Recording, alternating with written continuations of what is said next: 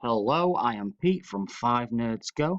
If you are listening to us on YouTube, please don't forget to like and subscribe and look forward to some great new content in the near future. You can also follow us at Twitter at 5NerdsGo. I think that's about it, so let's just get on with the show.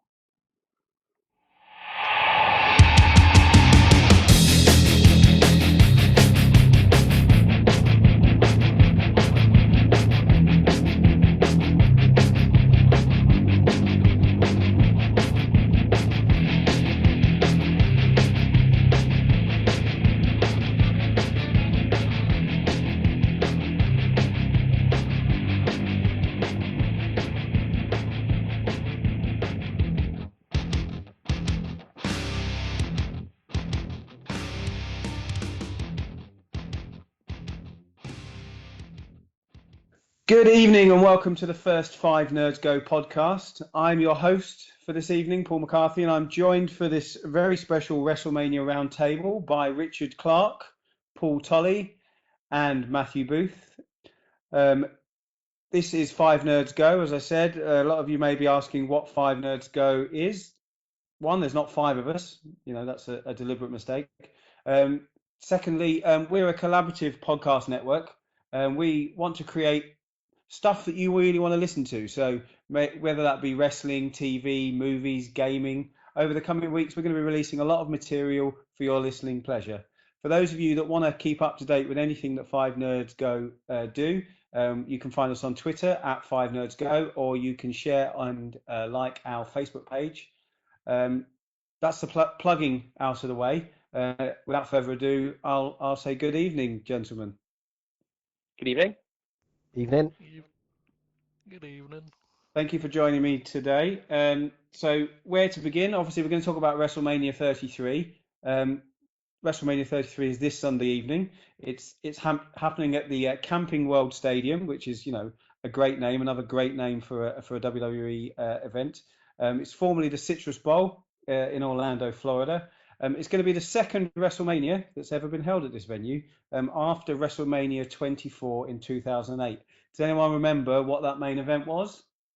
Undertaker versus Edge. Wow, it's almost like I've fed you a script.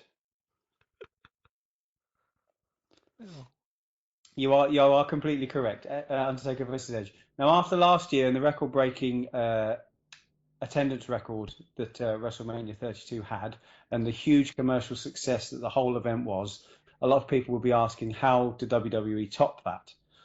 In my opinion, and obviously it's just my opinion, I think WrestleMania feels absolutely huge this year, not just in the card itself, but the scale of the event. If you think about all the WWE hosted events like the Hall of Fame, NXT TakeOver, you've got all the affiliated events as well. You've got Progress there, you've got Evolve, Ring of Honor. You've probably got in excess of 30 or 40 wrestling-based events over the course of the weekend, and obviously we know it's spreading across a lot more than just the Saturday and Sunday. Things are happening as we speak now.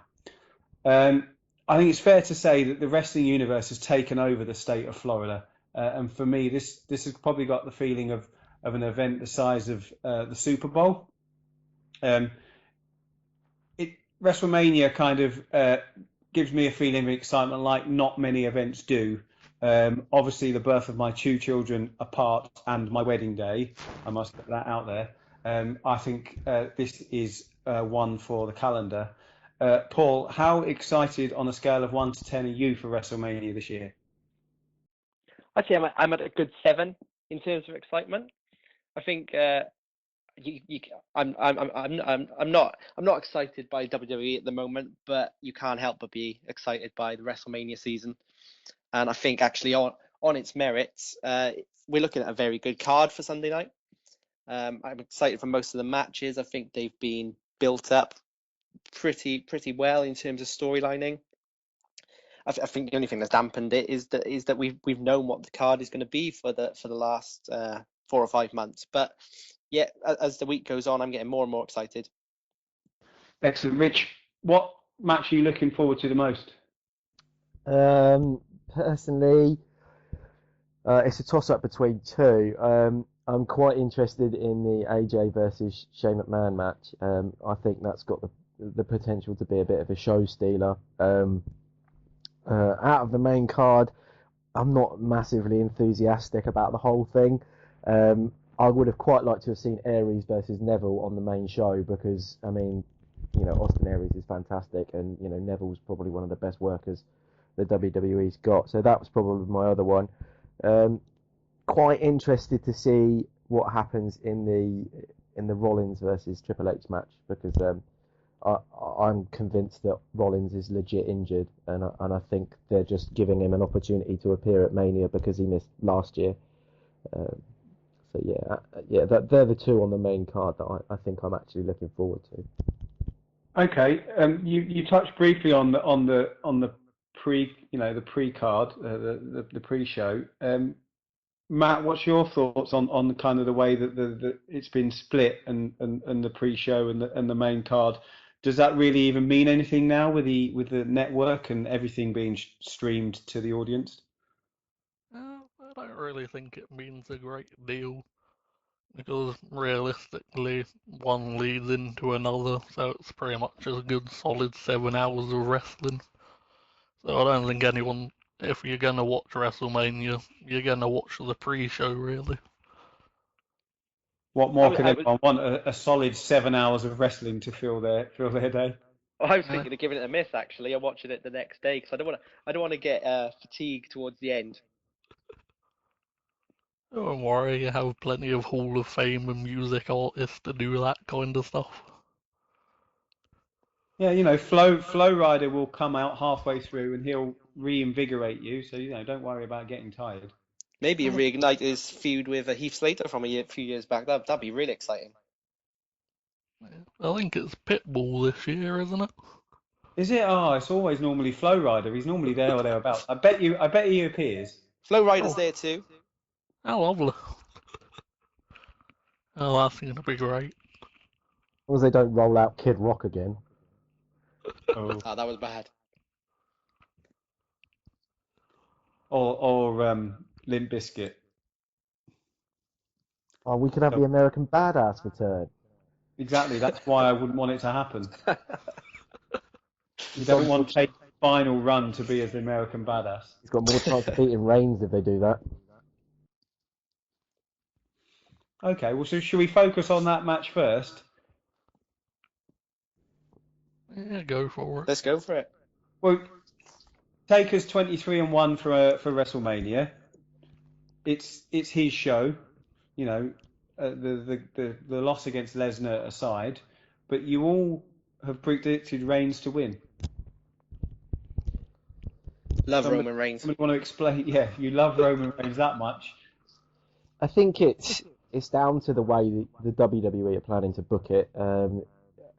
I think my issues with Taker and his appearances over the last few years all boil down to the fact that since he lost the streak, they've wheeled him out in pointless feuds for 2 extra matches just to build it up. The only man that's beat him is Lesnar. We're all very aware of that. We all know that Vince has got a Woody for Reigns, and this is all building to WrestleMania 34, Brock versus Reigns, the only 2 men to have beat The Undertaker at Mania. I don't agree with the booking. I think there's been a lot of missed opportunities within the WWE for what they could have done and where they could have gone with this. And I think it's just another futile attempt to try and get Reigns over. I think that in reality, he's not going to get anything out of the feud because the streak's dead. It's not a big draw anymore. And unless they turn him heel, it's just going to be the same effect. They're just going to keep trying to ram Reigns down our throats. The fans aren't going to buy into him, and Vince isn't going to see it. Reigns wins at Mania against Undertaker. Surely he's going to be booed out of the building, and automatically that's got to be as close to a heel turn as he's going to get.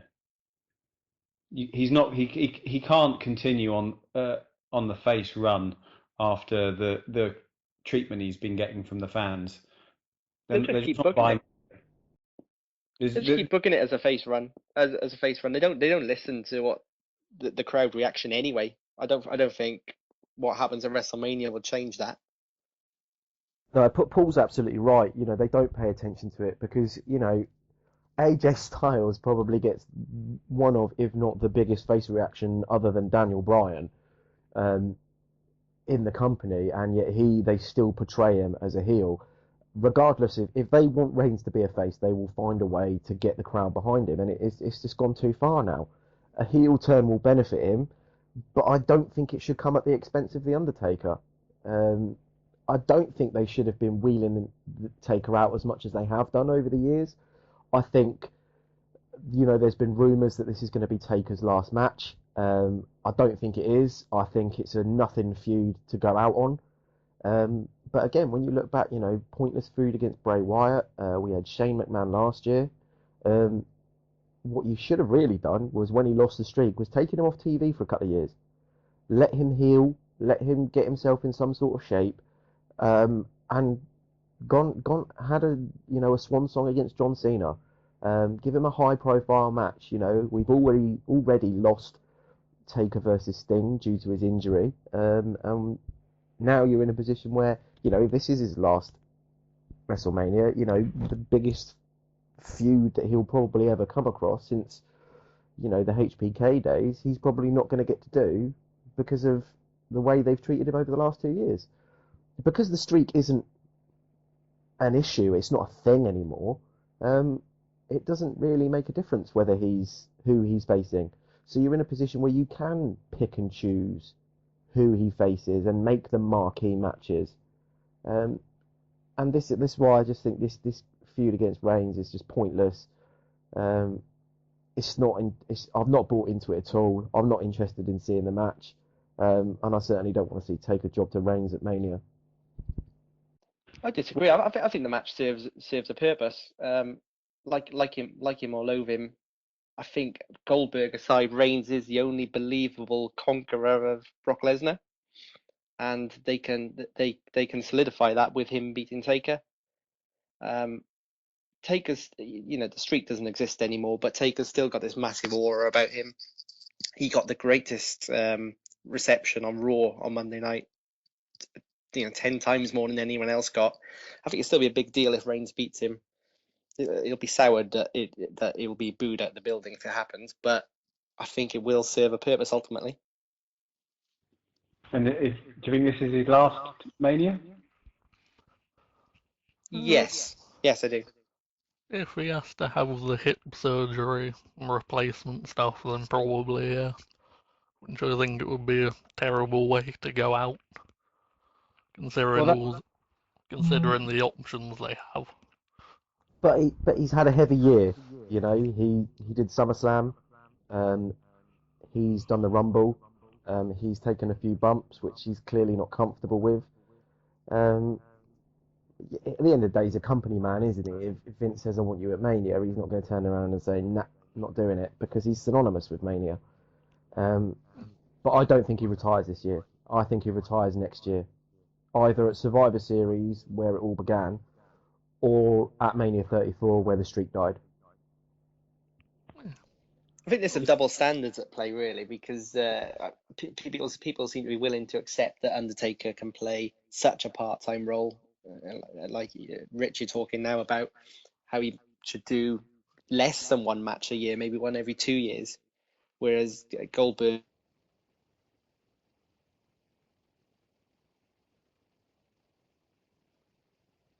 I think the problem with what you're saying is that because The Undertaker is synonymous with Mania, that's why you can roll him out just once a year and let him go to Mania and do his thing. Everyone there? Hello? Hello? Hello? Yeah, sorry about that. My mic turned off. Yeah, I think because they've rolled him out constantly, that's been detrimental to how he's been booked. He's not a full-timer. He's not really in any kind of shape. You've only got to look at how he's taken the spears from Reigns in the last couple of interactions they've had. He looks awful. Yeah. Why risk him? just have to look at the one when he turned around into Roman. You saw on the face, and you could see it when someone put a GIF up on the site, and you could see it in his face where he's thinking, "Fuck, this is gonna hurt." And it shouldn't be like that for someone his age, even if they're rolling him out once a year. He's Yeah, clearly I not. don't think wrestling's going to do him any favors. I think he's just done. But because of the year he's had, Paul, had they just after the Shane McMahon feud last year, if they'd have just let him heal, told him, right, this is your plan for Mania, you're going to go up against Reigns. This is what we need you to do. Give him 12 months to get himself in some sort of shape. Appear at the Rumble, do whatever, but turn up in some sort of shape. And he hasn't done that. And that's why he's not comfortable taking the bump. He's clearly in discomfort with his hip. So just give the bloke time off. He's 52 years old, so he's no spring chicken. He's taken a lot of massive bumps throughout his career. Is it fair on him to keep wheeling him out of WrestleMania now that the streak doesn't mean anything? Surely you just let him go out on his own terms. So you say to him now, take as long as you need to recover. We want you to have one last run, but you determine where and when you go. Yeah, there's an argument for that. But again, is it him or is it Vince? Is it Vince saying to him, look, come on, it's Mania. It's not going to be Mania without you. Well, with respect, they've done it before. I just think, he could have hip surgery and he could have one more meaningful feud. John Cena's the obvious candidate for that. And if he goes there and he loses to Cena, Cena could be the two. Cena and Lesnar, two of the biggest superstars the WWE have ever produced, certainly in the last 10 years. No shame in that whatsoever. And Cena's a credible threat to Lesnar. He's proved that in the feuds that they've had. I just think if he does retire, it's a shame to go out the way he's going out. Okay, so you've all kind of pretty much came up with the same conclusion. Rich and Matt have said that moving forward, it would mean that you have a conqueror versus conqueror kind of situation presenting itself ready for next year. So does that mean that in terms of the Goldberg-Lesnar match, there's only one winner there? Yeah. Yeah, for me. Yeah. Brock's going over. It's just a matter of how quick it happens and if Goldberg can actually stand up to bumping for more than 5 minutes for me. Would you think people would buy another 30-second, 60-second match where it's just Lesnar beating Goldberg just as quickly, or do you think people will actually want to see the kind of match that Goldberg talked about in his recent interview, where he said, well, this isn't going to be a quick one. This is going to be a 15-minute match. We're going to leave everything in the ring. There's going to be blood, guts, and everything. I think Brock will be coming to wrestle. He's proven it's Survivor Series and Royal Rumble, and in kind of the few clashes they've had on Raw, that if he goes in hot-headed, then Goldberg's going to take him down and he's going to beat him quick. So I think Lesnar's going to be drawing on his early career and actually coming out to prove that he can keep his head and he's a much better wrestler than Goldberg. I hope he doesn't draw too much on his early career and go for a shooting star press, because I really don't want to watch that again at Mania. No, we all want to see that. Relive a WrestleMania classic moment. Yeah, watching it through your fingers. Yeah. Rich, you were the only one who's predicted a Goldberg win. Yep. I am on the flip side of the coin. I think it's too predictable. I think the WWE know it's predictable. I think they know everyone's expecting a Brock win, and I think they'll do what they did back in the 2014 Rumble when Jericho was nailed on to win it, and they'll do a switch. And I think Goldberg walks out with the belt and he retires on Raw. And he vacates the title, and then what you've got is an opportunity to create a brand new feud off the bat. If it is Reigns versus Lesnar, then so be it. But for me, I think Goldberg walks out. It's become too predictable for him not to. So is it an all-out brawl we see, or is it another quick match? Goldberg wins and then relinquishes the title on the Monday. I don't think it's a quick match. I think it'll go 10, 15 minutes. I think from a ring psychology perspective, I think Goldberg goes for the quick win again. Brock's a bit smarter this time, telegraphs it. We get Suplex City. We go outside of the ring. Someone's getting put through the barricade. There'll be announce tables. There'll be a bit of a spot fest. Someone might bleed. But then I think we get a Goldberg win, possibly out of nowhere. But Brock looks a lot stronger. Yeah, I'd be alright with that.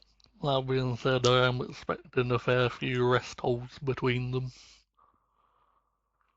So as a fan, Matt, you would accept a Goldberg win, and then on the Monday Night Raw he retires. Basically, he comes out and says, "I've done what came to achieve. I'm the superhero that my son wanted me to be, but thank you very much." And then off he goes.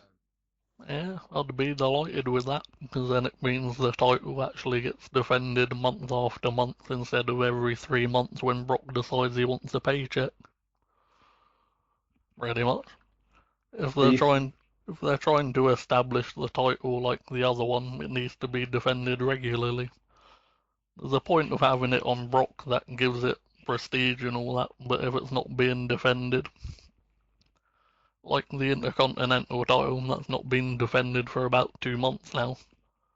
It has prestige, but no one really notices or cares if it's not there. Well, it's like when Roman had the US belt. Sometimes he didn't even carry it with him. It was just like it was something that he didn't really remember that he was champion from time to time. I don't mind the world champion or universal champion being separate, kind of having this separation from the roster. I think it protects them almost from the week by week trading wins and losses, loads of meaningful tag matches where it diminishes them as champion. If you've got Brock Lesnar who's not even on the show and you've got the challengers fighting it out for a chance to fight him, it gives it more of that big UFC kind of boxing match type vibe when someone comes up against him. The problem with that is how do you build them? Because if they have no interaction with Brock, you don't generate interest in the match. Goldberg versus Brock sells itself, right? Balor versus Lesnar, Nakamura versus Lesnar, they don't really sell themselves without interaction. And the other flip side of the coin, and the issue that you've got, is that the World Championship, and let's be honest, the World Championship is the one that's held on SmackDown. The program's better, the roster's better, the feuds, the storylines are better. If you haven't got a decent storyline for the world title on Raw, nobody's going to care. People are going to go to SmackDown because they're going to see good feuds, good matches, real storylines, things that you can get invested in, not just, oh, whose turn is it to lose to Brock this time? Oh, it's him. Oh, cool. Yeah, I'll catch that on the network. Having Goldberg relinquish the belt means you can put someone else in the championship picture.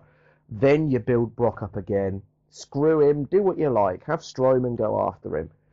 And then put it on someone else. Put it back on Balor. Give Rollins a chance. Kevin Owens, Samoa Joe, Nakamura, Sami Zayn. Somebody else who in 3-4 months' time comes up against Lesnar and the Beast returns, and then you book him all the way to Mania. What do you think about that, Paul? I see what Rich is saying, but for me, I do see benefits in actually seeing a show where they're fighting it out for a chance to take on Lesnar. And the other problem for me is when you look at that bunch of guys that Rich just mentioned, apart from Samoa Joe, and Roman Reigns, like I said earlier, I can't actually buy anyone even lasting long in the ring with Brock Lesnar out of that bunch, particularly Finn Balor. The size differential would be ridiculous. I think Strowman would be alright if they built him properly. Yeah, sorry, Strowman as well. Yeah, you're right there. I think Braun would do quite well against Lesnar because it's big versus big, and let's face it, anyone's that Brock and F5 that size. But they've Yeah. got to protect Strowman because he's in a delicate position now because he's not come off better in this feud with Reigns. He's looked more dominant, but yet he's in the Andre the Giant Battle Memorial and Strowman's in the Andre the Giant Battle Memorial and Reigns is facing Taker. So who's got the better deal there? Yet, as you said, I would put Strowman over Reigns as a legitimate challenger to Lesnar.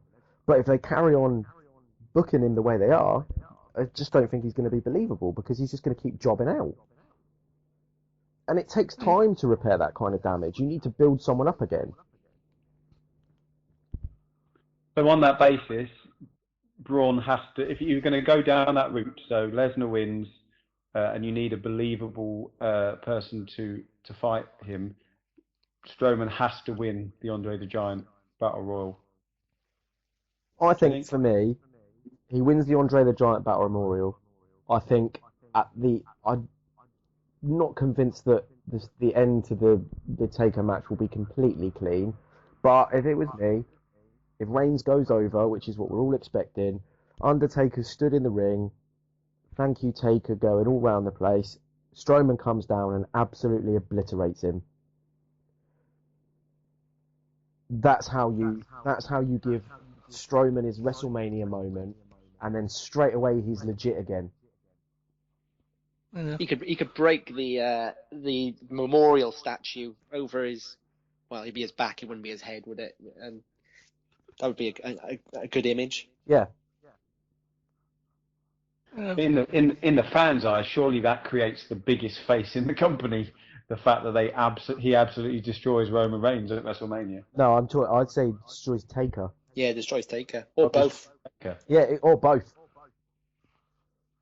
Leaves Just them both clears laying. takes out the Spanish announce table and everything. Yep.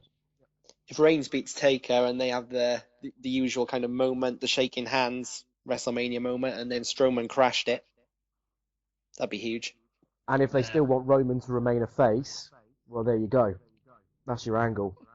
Reigns has gone for the handshake, the show of respect.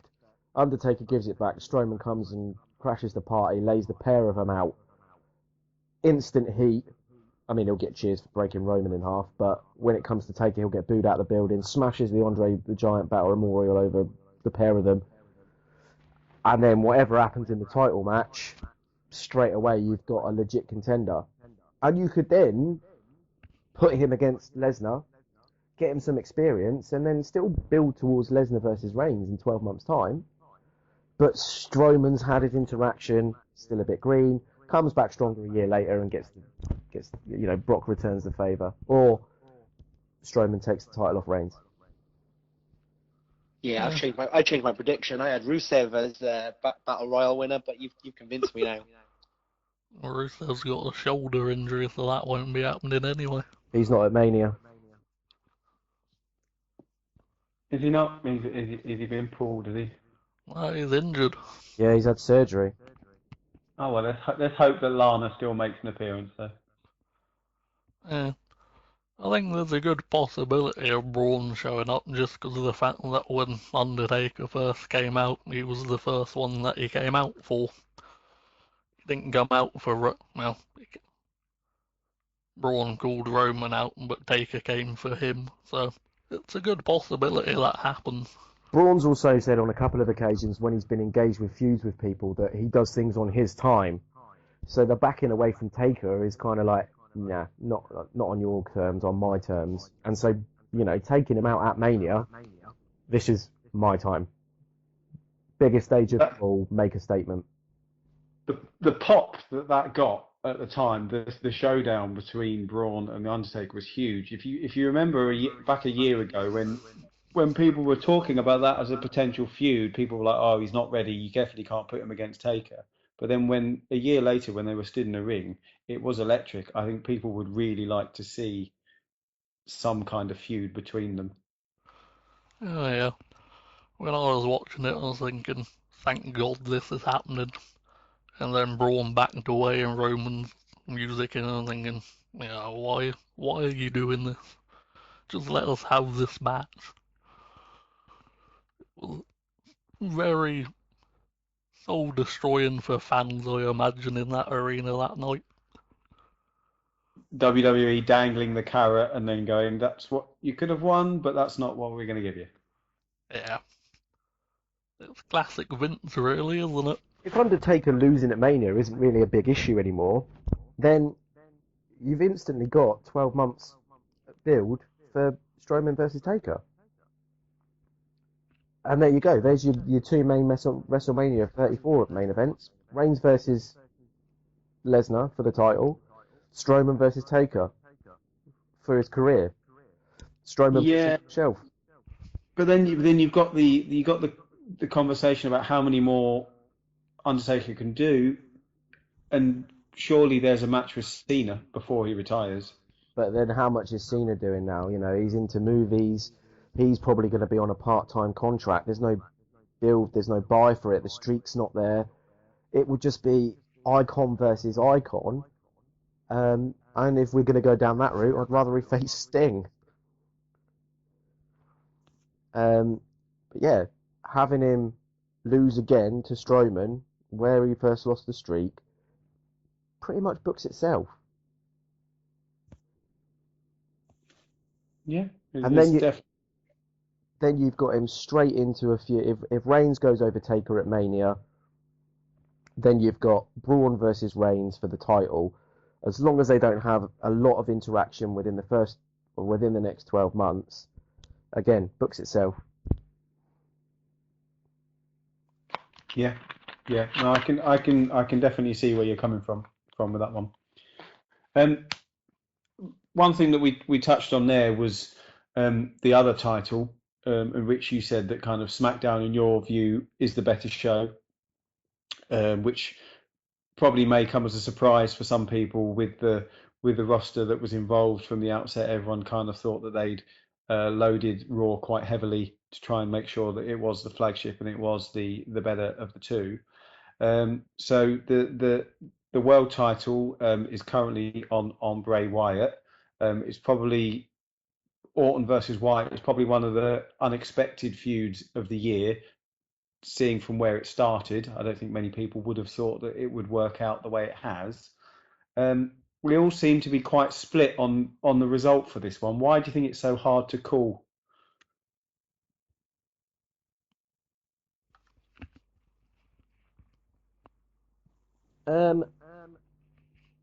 Probably because I think they've rushed it.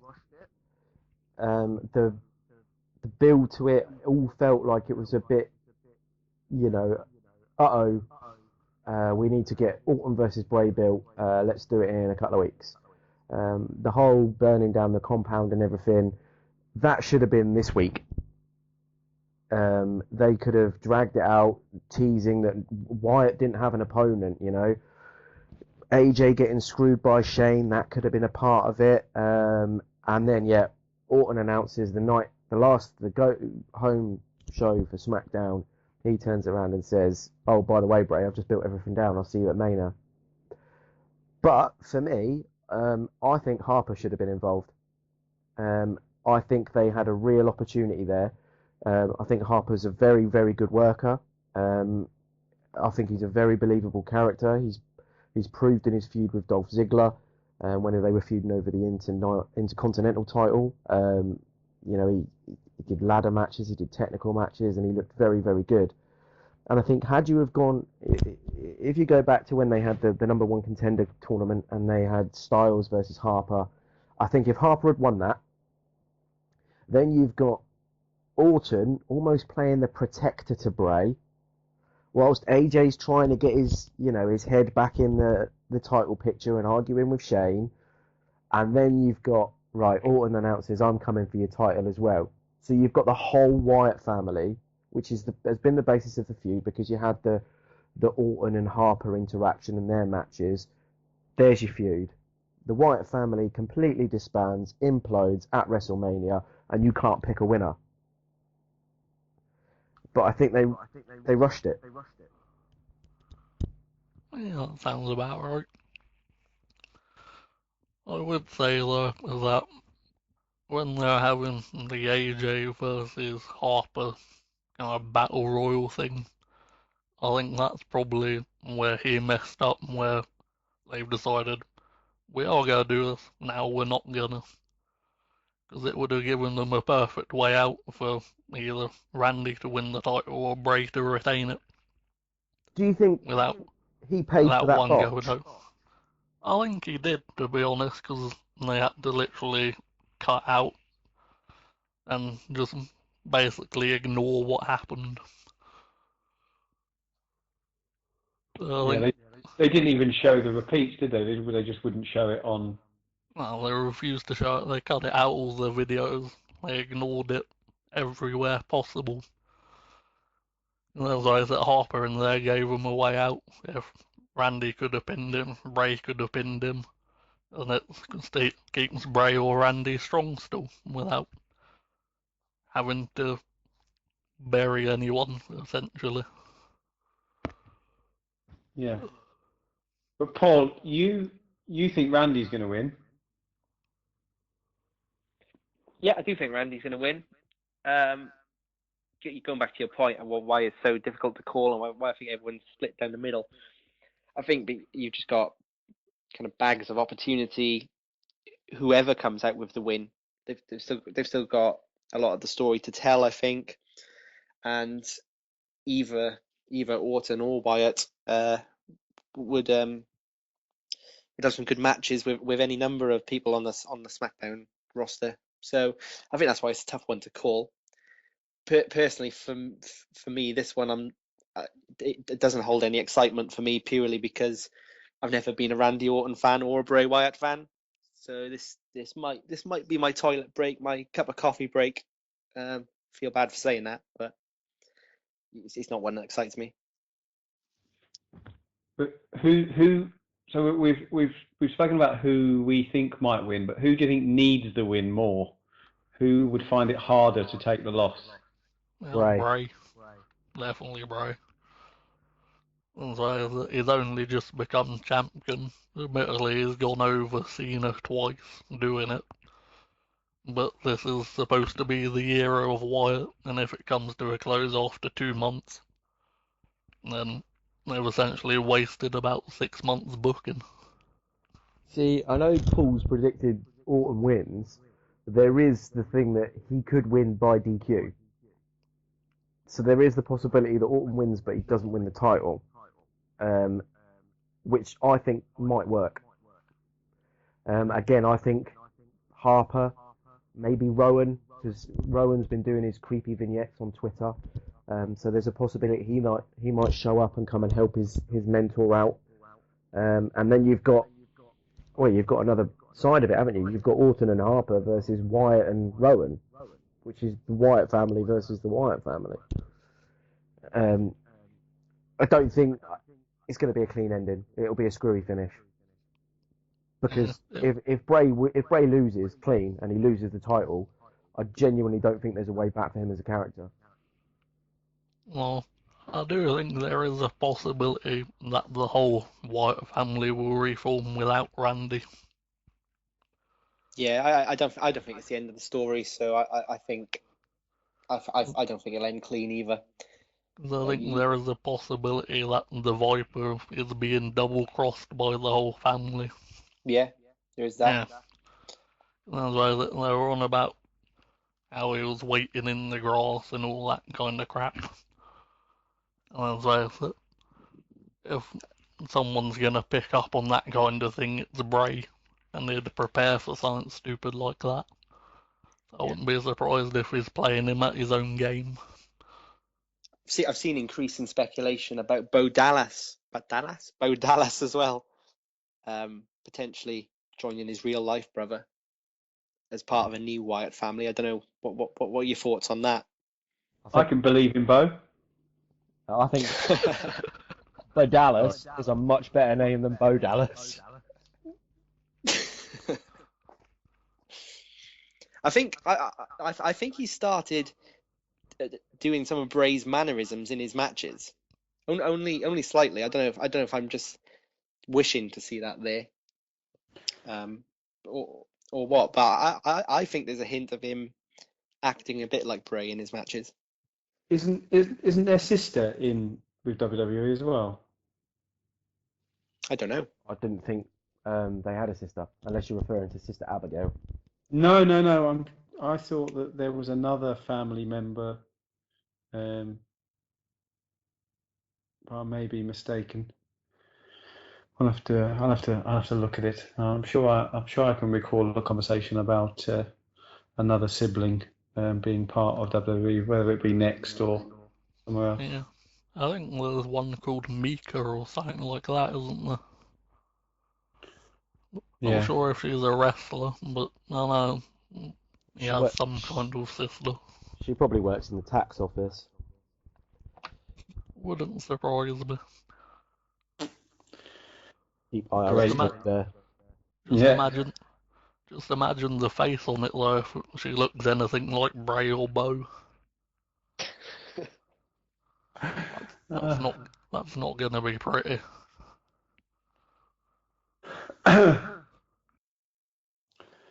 So moving back to one of the Raw matches, which is a match that people have wanted for quite a long time. A lot of people probably expected it may have been for the Universal title. There's an argument that it didn't need a title at all for the feud, but it's going to be for the US title, and it's Owens versus Jericho. Um, I think it's well known that Jericho is going to take a break after WrestleMania. He's got a Fozzy tour due. I think he's going to be doing Download or a few other um, visits in the UK. But Paul, you still think Jericho is going to win? I do. I think Jericho will win. Partly, I'm being a bit romantic about it because I think he really deserves it and deserves a WrestleMania moment. And beating Owens after the storyline they've had would be that. But also partly because I think I don't see Owens as a US champion. I think he's still meant to be in that Universal title scene.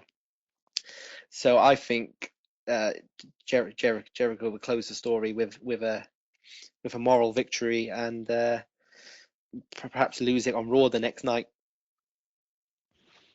Okay, but can Owens bounce back from a loss against Jericho and then still continue in that main event scene? Yeah, I think he can. I think Kevin Owens is always best when he's got something to prove. When he first came out to the Raw roster, and he was trying to prove he was one of the best and that he could beat anybody. That was when Kevin Owens was at his best. So if he hits the kind of his lowest point in losing this feud to Jericho, he gives him something to bounce from, whether that's with the backing of Triple H or not, or by his own merits. We'll wait and see. But I think it would actually be good for him. I think there's a couple of other parts to this story that might have an effect on the outcome. I think it's heavily rumoured that Triple H is going to launch his new stable, which is Joe and Owens. So again, I know I said about Bray Wyatt, that could possibly be a DQ. This could be potentially Jericho winning by DQ. I also think, and I read today, that Finn Balor is heavily rumoured to be involved in that match, making the save for Jericho. So I wouldn't be surprised if that happens. They've had a lot of involvement or interaction in the house shows, haven't they? I've seen a lot of fan footage of Joe and Owens and Jericho and Balor, and I think Triple H was involved at some point as well. I can't remember the third person on the face team. It might have been Sami Zayn. Yeah. Yeah. So I think they have been testing the water at the house show. So I think it is quite likely. We know Finn's fit. We know that he's raring to go, but we haven't seen him on kind of TV for a while. So it could make sense. It's a good way to give Jericho kind of an out, and then keep the rest strong and keep a feud going and give Joe something to do as well, because he's kind of fallen to the wayside from the Triple H and Rollins stuff. Think as well, if you look at the stills that have come out from the house show, a lot of them have involved face-offs between Balor and Triple H. And I think the reason for that is that originally, where there's been so much doubt over Rollins' participation at Mania, whether that Balor was going to be the replacement. So if, as I've predicted, Rollins is badly hurt and isn't going to see much past Mania, there you've got a ready-made feud for Balor. Because, I think if he comes up to the roster, it's too soon to go straight into a Balor versus Joe, because we saw that in NXT. So having him go against Triple H wouldn't be a bad thing. And going back to, you said about does it need the title? Does Owens need the title? If he is going to have another stable, Triple H, I don't think they need to have a belt there. Because let's face it, we're all sick of stables that are led by a McMahon or a Helmsley, especially when there's a title involved. We saw it with Rollins when the Authority was prominent. It doesn't add much to it other than, having Joe, Kevin Owens, Balor, Sami Zayn, and potentially Nakamura involved. There's endless possibilities there. There's a string of matches that the fans would be desperate to see that wouldn't need a title. They don't need anything. They just need a platform. I completely agree. I think that the faction would be a good idea as long as they've got somebody believable to go up against. I think if you were to have Finn and Zayn and a few others going against Triple H and Owens, I think you could have, like you say, so many matches between them. They don't need the belts. The belts can be elsewhere, escalate, pushing other people to the fore. And these matches are big enough on their own just to really carry the interest of the fans. I'd definitely be behind something like that. It's one of the few ways I'd accept Triple H being more on screen moving forward. I'd like to see. I don't really want to see another faction, but what I would like to see is a faction war, maybe for 2 or 3 factions created, which they could do with they got the Gallows and Anderson club link with either Styles or Balor. Like over the last month, thanks to Matt and Rory's influence, I've been watching a lot of New Japan. And actually, I think it gives they've got the faction war going on between LIJ and Suzuki-gun and Chaos Bullet Club. It just seems to give everything on the show a context. And I think if they could do a similar kind of thing on Raw, it'd be pretty fresh actually. I think you've also got the benefit that if you have this stable and you've got those 4 names, your Balor, Zayn, Owens, Joe, and add Shinsuke in there, what you've also got is the fact that they are NXT products, and NXT is Triple H's baby, which means from a creative perspective, he'll have control over that group, how it functions, the storylines, the angles, how everything's built, which means you're not going to get a Vince going, well, Balor's not, 6'7" and built like a brick outhouse. Don't like him, don't think he's believable. And I think when you're looking at like the WWE, they want to build a new face, they want the next Cena. I don't think you'll find 2 faces on the Raw brand who are as over as Balor and Zayn. Well, if they built Zayn properly, they could have the next Daniel Bryan, but they won't do it.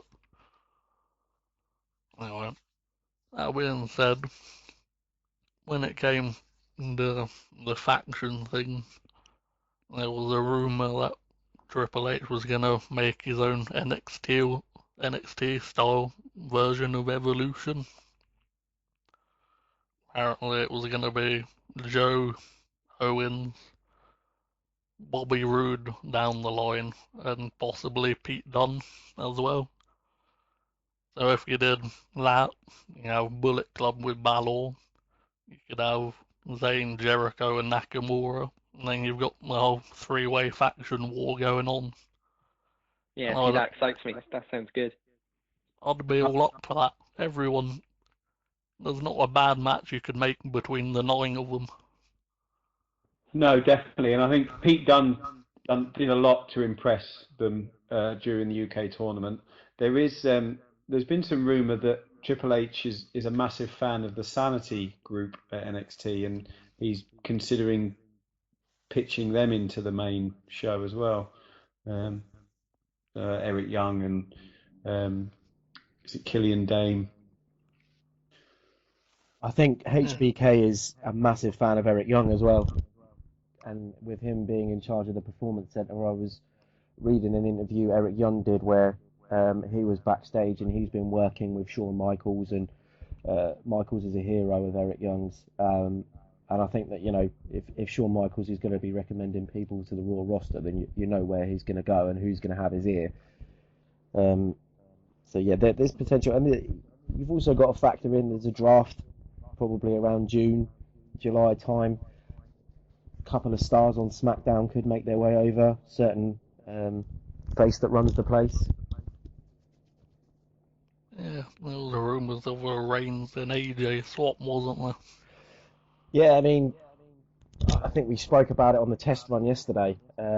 Money in the Bank is a SmackDown pay-per-view in June. I wouldn't be surprised if AJ wins that, and the following night is the draft, and then you get AJ going to Raw with the briefcase.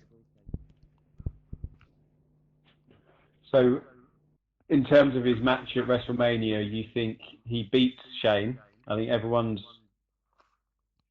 in the same place for that one. That there's only one winner in that match. It could be a great match, lots of high spots. Shane's going to throw himself off a roller coaster, but AJ's going to ultimately win. Yeah, it's They probably continue this back and forth that AJ's being held back in some way. And Yeah, you could even and he possibly ends up winning the Money in the Bank. And you could even turn that into an angle and have AJ coming out and saying, you know, Brian, Shane, they won't let him near the title scene. He earns a shot at Money in the Bank, and he does a CM Punk-esque thing. I'm going to win the briefcase, and I'm going to Raw. And he does it. Did you see the contract signing on SmackDown this week? Did anyone see it? I haven't seen SmackDown yet. Yeah, we don't actually watch the product, Matt. I was watching it this morning, and when they were having AJ sign it, JBL was going on about don't trust him, don't trust Shane. So whether Shane's put something in that contract where it's not a normal match and something else is a big possibility for WrestleMania. Because AJ was going on about how he was going to embarrass Shane on every level in a wrestling match. But as soon as AJ went to sign it, JBL was all like, don't trust him, read the contract and all that crap. Fantasy booking, right? If that was the case, and JBL isn't talking shit, imagine if he turned around, Shane walks out and says, AJ, you should have read the contract. I'm not facing you, this man is, and out walks a violinist, and you get Shinsuke. That would be off the chain. That's the moment. If that happens, I'm going to cry with happiness. So much crying with happiness.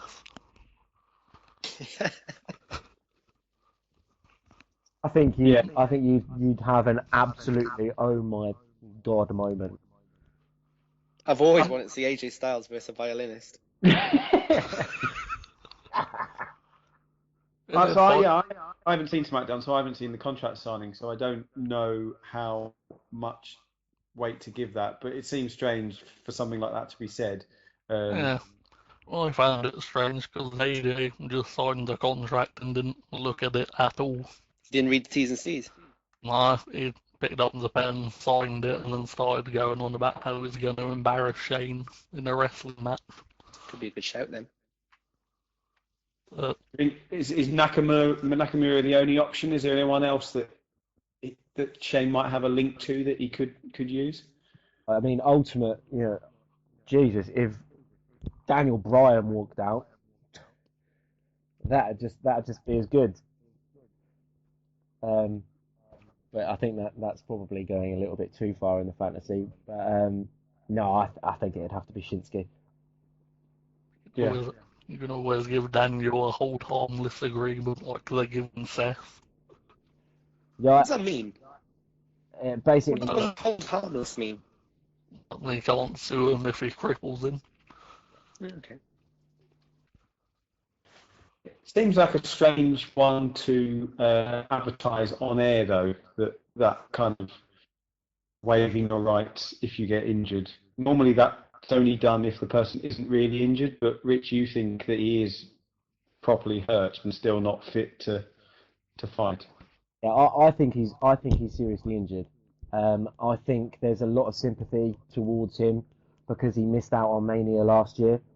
I think the reason that he's doing this match is because they didn't want to keep him off for 2 years, and also the fact that they had to conclude this angle. They couldn't keep dragging it out. Um, and I think, yeah, that's why they've done it. Because whatever happens, I think I've predicted Rollins is actually going to win it. But I think whatever happens, he's not going to be in a fit state. I think he comes out on Raw, win or lose. If Triple H wins at Mania, he's going to absolutely decimate him. We're going to see the proper cerebral assassin at his, destructive best. I think if Rollins wins at a cost. But either way, Rollins doesn't come out of the feud looking bad. If Triple H takes him down and his knee buckles and you just get Triple H annihilating him for 15 minutes, Triple H warned him, said you're not fit, you shouldn't be taking this match. That's why the hold harmless agreement is there. You were warned. If Rollins wins the match, he goes out there and says, I wasn't fit. I beat Triple H. I said I was going to go to Mania. I said I was going to beat him, but I've injured myself. But I can go away and rehab knowing full well that I beat the game. Yeah. I think WWE have absolutely lucked out in Rollins getting injured again because it's given them the second chance to do it right this time and actually let him be the kind of face he should have been when he got injured the first time. Yeah, he should have been a face when he came back, really. See, they seem to have done now what they should have been doing. Was it 6 months ago or whenever it was he came back? I thought their promo on Raw this week, I thought was sensational. Really hyped the match for me. I was on the fence about this match, but they tipped me over on Monday. I'm really looking forward to it. It's one of my most exciting prospects. I know Triple H got a bit of criticism because of his promos have dragged on a little bit and kind of just kept repeating the same thing. But you've also got to give props to the guy. It's not his fault Rollins is injured. It's not his fault that Rollins has had to rehab and can't be on TV. It's not his fault that they can't have any interaction. So he's trying to carry the feud, and he's trying to carry the feud as best he can. And I have to say, I'm a massive Triple H mark. I think the guy's done wonders in his career. I'd put him in the bracket for one of the greatest of all time. I'd probably get slated for it, but the guy's done brilliant things. He's at times he's carried that company. He'll forever be tarnished because he married a McMahon, but that's just the breaks. You can't help who you fall in love with, and ultimately, at times, he has been absolutely superb for that company. He's been involved in some brilliant angles, and when he's had to, he's carried the business, and he's carried some shit angles. I agree. I think he's an absolute legend. I remember, I can't remember what year it was. I can't even remember how many years ago it was. He did 3 matches in one night and No Mercy, and he got a lot of criticism for that, for supposedly making the show all about him. But I think it was 2 injuries that really affected the card or something, and he carried the whole show. It was phenomenal. Yeah, I've quite enjoyed this feud, weirdly, despite Seth's injury. I think everything Triple H has done has been a lot shorter than usual and a lot more to the point. where it seems to have been a personal criticism of Seth at some points, where he's gone really personal about how he gave him everything and he threw it away, and all his talent that he's thrown away. So I think for this feud, he's actually done an excellent job considering the stick he gets just for being part of creative process. Yeah, I think Rollins had the best of that promo on Monday night as well, which I think Triple H of old wouldn't have let happen. But Yeah, definitely he let Rollins have that one. he's done his best to put Seth over as a genuine threat despite his injury. Going on about how he wants to see the real Seth freaking Rollins that he created. Yeah, and if Rich is right and Rollins really is injured, there's no one you'd prefer him to be in the ring with who's going to look after him than Triple Yeah. H. That being said, with the hold harmless agreement, I hope Seth brings out the curb stomp just for one night instead of the pedigree. Well, the thing is, if Really you're hope. talking about him being injured, those two moves, does a pedigree, blows his knee out. Does the curb stomp, blows his knee out. Yeah, pretty much anything he's gonna do is blow his knee out, really, and But I have to give props to Triple H as well. He's in incredible shape. I know, going back to WrestleMania, when did he face Taker? 29 in the Hell in a Cell. Um, he looked out of shape. You know, he carrying a belly. When he had his title run, he looked in good shape. But I was looking back over some of the old footage from Raws recently, and guy's ripped. Have you seen the midnight workouts he does? Yeah, It's ridiculous. Some of the stuff that he posts on Twitter, the dedication. You can't knock. I know a lot of people knock the part timers and the guys that just turn up for the seeming paycheck. Obviously, I know Triple H is in that boat, but you can't fault his dedication. He's putting everything in to being at 100% for WrestleMania. I think it's strange on your point in terms of Rollins. He's only 30. He's got a lot of WrestleManias ahead of him, so it seems strange to try and force this through because they might feel bad that he missed WrestleMania last year. I understand if they want to push the feud on with Triple H so they don't have to drag it out again. Maybe Triple H is saying, I don't want to be in the ring for much longer. That's not the place that I see myself in. So if he can get this match out of the way, then he can take a back seat and let other people do the in-ring stuff. I can see it from that perspective, but I don't think it's to protect Rollins. well, it's that not being said, necessarily to protect him, but I think you've also got to remember the situation around his injury was that he was injured at the hands of Joe in an angle that was to bring Joe in. And so I think guilt might play a little part in it. But as I said, I could be wrong. Rollins could be fit. They might have fixed him, but ACL injuries, I've done it. You don't just come back from them. Certainly not in the time scale that he's had. And I think there is a bit of sympathy towards him there. And the hold harmless thing, again, protects him from that. You don't want to punish someone or take them off the card because of an injury that came in very unfortunate circumstances. And props to Joe for checking on him when he was down. But again, Triple H has got a soft spot for the guy, and if he thinks that he's got an opportunity, regardless of his current situation, where they can build an angle from it and keep Seth looking strong, then if Seth's prepared to take the risk, then let the guy take the risk. He's earned it. It's the best that Rollins has been for a while. He wasn't a convincing face when they went full face on when he came back with the kind of rebuild, restore, or whatever it was. He wasn't that great attached to the authority because he just came across as a cowardly heel, and I don't think anyone really likes that much anymore. It's only really Ric Flair who I think could really do it well. So this is, I think, the best that they've got out of Rollins in a while.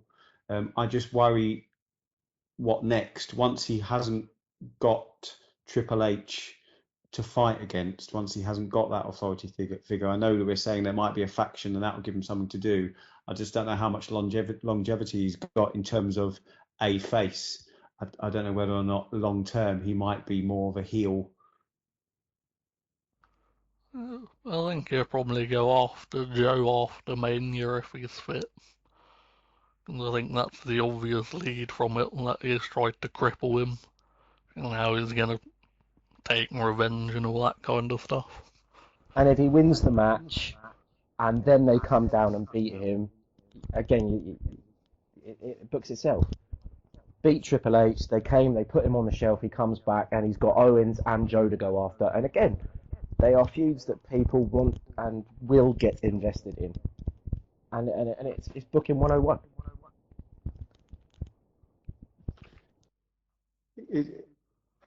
It's definitely the faction stuff. I think we all agree is something we can definitely buy into. Fingers crossed.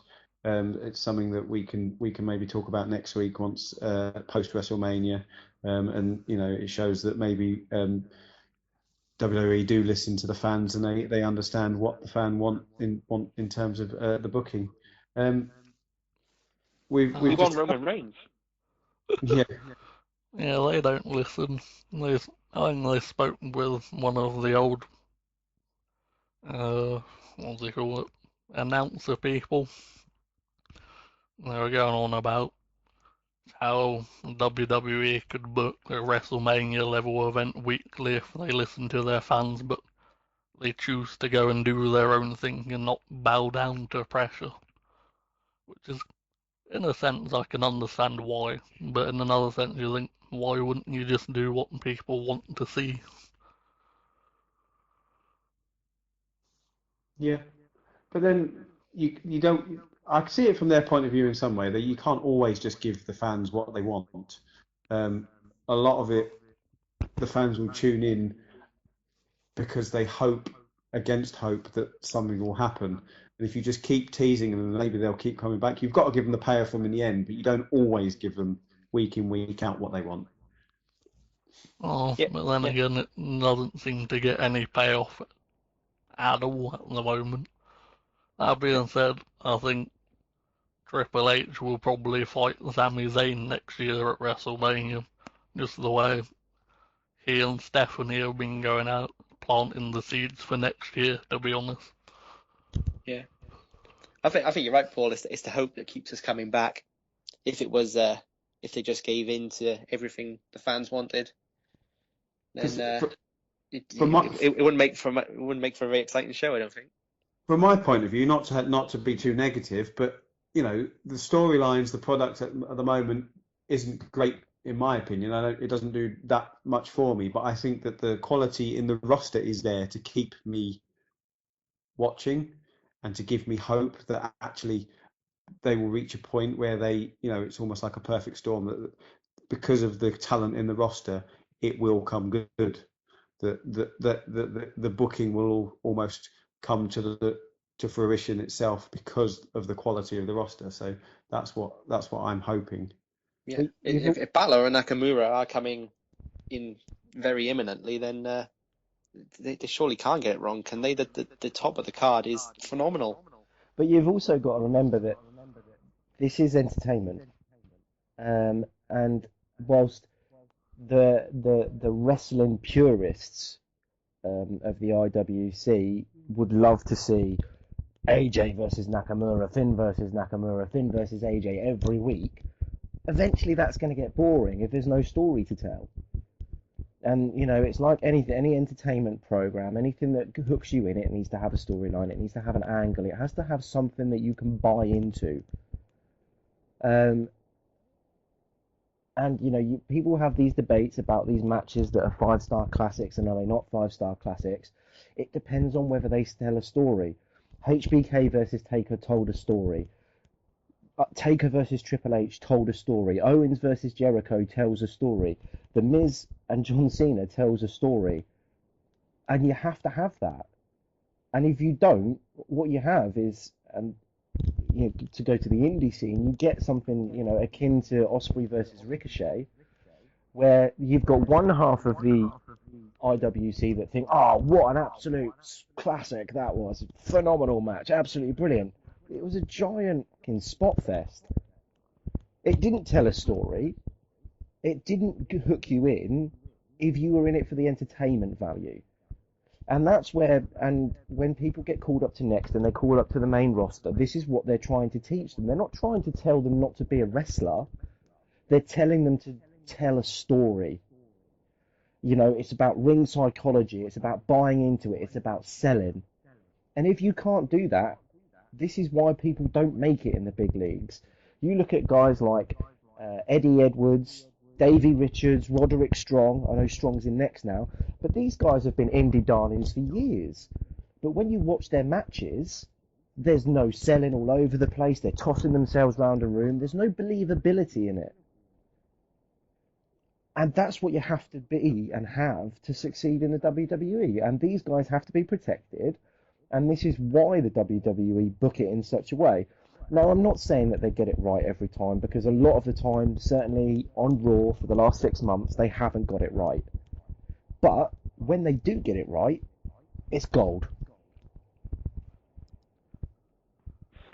Yeah, it's what keeps us coming back, you know, and it's why, you know, I've watched WWF, WWE, you know, in the various different guises since I was, you know, 7, 8 years old. So, you know, 30 years on, I'm still here talking about it on a Thursday evening. So, you know, it's there is something about the product that continues to draw us in.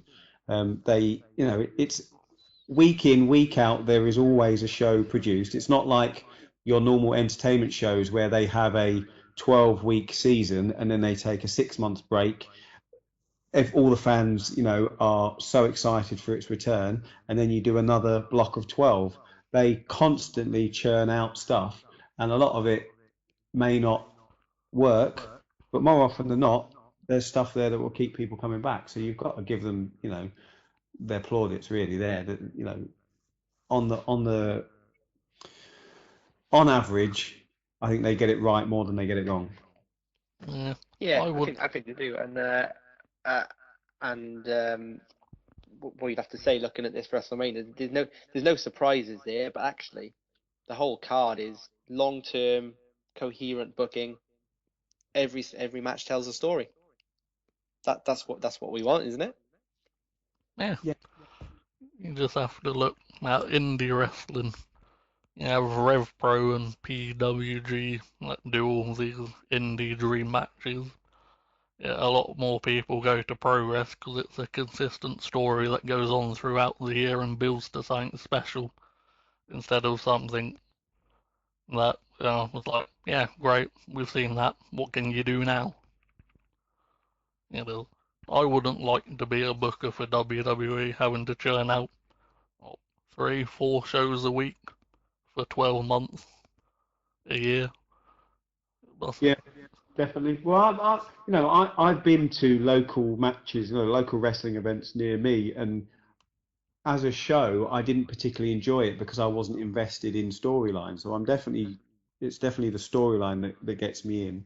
I've only started watching Progress, for instance, recently, and because of the way that they present their matches over a kind of the course of time, I really buy into that, and I've kind of signed up for their equivalent to the network, their on-demand service, and I've kind of watched most of their shows in a really short space of time. So it shows that format really, really works for us fans.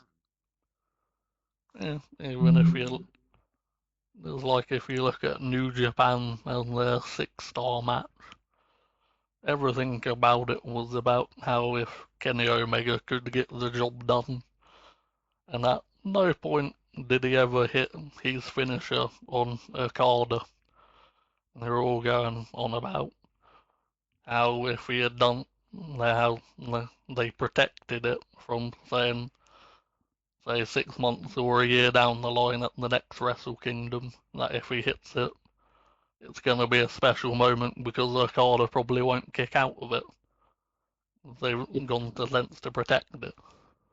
I love how New Japan makes the simplest of moves feel really special again. So when we were growing up, a clothesline could be a finisher, or a DDT. leg drop, yeah, something like that, and they protect it and they make it and they really sell it as a finishing move, which we don't get enough nowadays. I really like that kind of thing. Paul, Yeah, you're new to New Japan, and it's you've been won over really quickly by it from what I've seen. I really have. Yeah, at the moment I'm watching shows as soon as they put up. I'm really captivated by it, and I think I've already touched upon earlier about how the faction war that's going on in New Japan kind of gives every match on the show some context, and it doesn't come across like it can do on Raw sometimes, where tag matches are just thrown together and they don't mean anything.